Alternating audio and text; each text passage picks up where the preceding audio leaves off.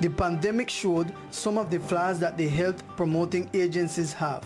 The Correa family, which was affected by the virus that has paralyzed the world, had to suffer the indifference and poor communication that the health promoting agency provides to its users, as told by Ada Luis Correa, who lost her parents to this virus, and her brother a few days ago was discharged after overcoming the illness.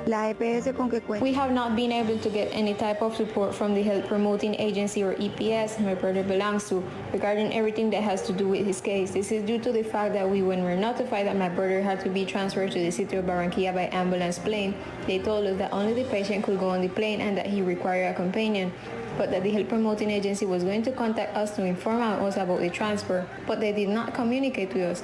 We never received any type of call from the EPS.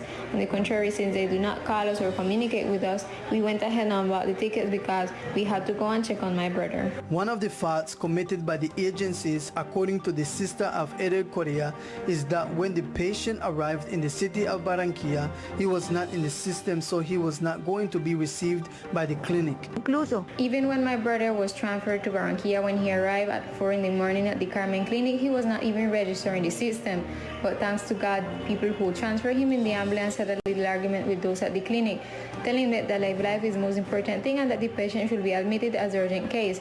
There we have the first failure by the health agency. It seems that another of the failures on behalf of the EPS is that they did not have any registered number of the family members, and they contacted them through social networks. When my brother arrived, there was no registered family member. They looked on Facebook for us.